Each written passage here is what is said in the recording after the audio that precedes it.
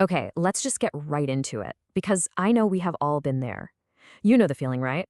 It's that moment of pure, agonizing clarity that hits you. Maybe you're in the car, maybe in the shower, or you're just staring at the ceiling at 3 a.m., and it hits you, the perfect comeback, the wittiest retort, that one single line that would have just won the argument, saved face, and made you look like an absolute genius. But of course, it shows up hours too late. In the actual moment, you just froze. Well, in this little explainer, I'm cracking open my own personal archive of spectacular comeback fails.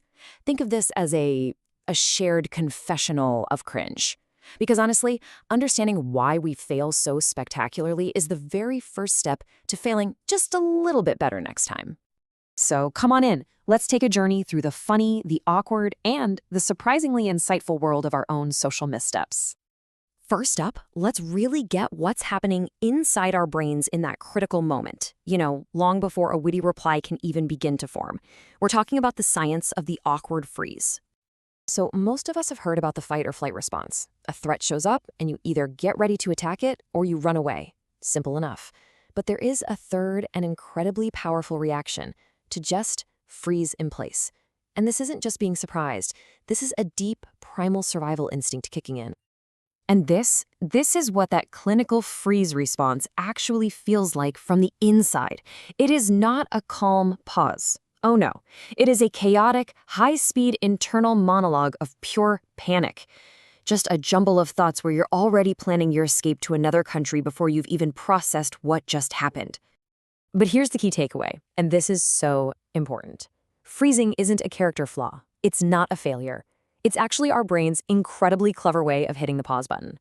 It stops us from doing anything rash, and it buys us precious milliseconds to assess the situation, even if that situation is a social threat, like a badly timed joke, instead of, a saber-toothed tiger. So, now that we know why our brains hit the brakes, let's perform a little autopsy on the awkward moment itself. Why do our attempts at being funny or charming sometimes just crash and burn so spectacularly? Well, a lot of the time, the problem comes down to this fantastic term: impression mismanagement.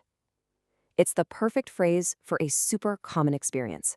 We think we're being witty or charming or humble, but to the other person, we're coming across as arrogant or rude or just plain weird. And the absolute worst part? We often have no clue it's even happening.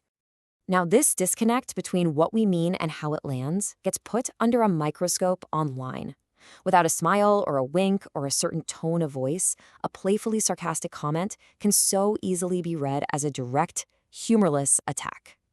All the little tools we use to signal, "Hey, I'm just kidding," in real life are completely gone. I mean, think about a simple text like, "Okay, sure." That could mean anything, right? And because our brains absolutely hate ambiguity, they try to fill in the missing information.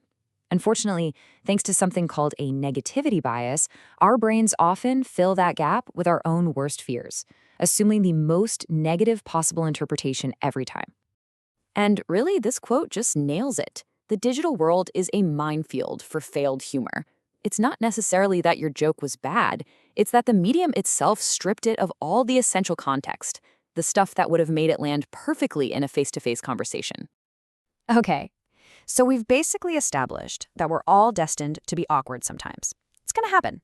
But the moment doesn't have to be a total loss.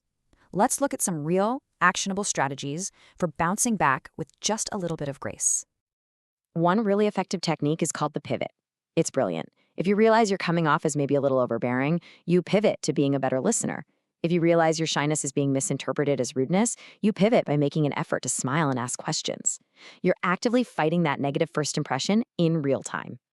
Another option? Just lean right into it.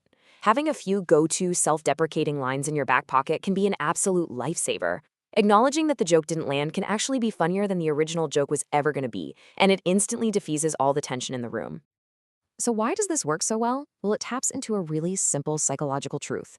People would much rather hear you criticize yourself than be criticized by someone else. When you make fun of yourself, you're signaling, "Hey, I don't take myself too seriously," which makes you instantly more relatable and way more likable. All right, for our final section, let's take this whole idea a step further. We're not just going to talk about surviving awkwardness, let's talk about actually finding something valuable in it. This brings us to this amazing concept of a personal triumph. Think of it like this. It's a story where the external goal fails. The joke bombs, you don't get the job, the comeback never comes, but you gain some kind of internal wisdom or fulfillment that is so much more valuable. You lose the battle, but you end up winning a personal war. And this is where the real magic happens. Owning your awkwardness, admitting you messed up, that's an act of vulnerability. And far from being a weakness, that vulnerability is an act of courage that actually invites empathy from other people. It's a way of saying, hey, I'm not perfect, which allows other people to feel comfortable not being perfect either. You know, it's all about reframing. That awkward moment wasn't a failure. It was a demonstration of your unique, quirky personality. What we see as our flaws are so often the very things that make us interesting and human and memorable. It's about learning to love the things that make you, you. So, what's the big takeaway from all this? Failure isn't a dead end. It is not the embarrassing end of the story. More often than not, it's the beginning of a much better one.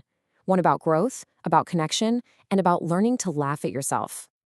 And that brings me to the final thought I really want to leave you with. What if the goal isn't to eliminate awkwardness and become these perfectly smooth social operators? What if our most awkward, most cringeworthy facepalm moments are actually our most human ones, the shared experiences that truly connect us all?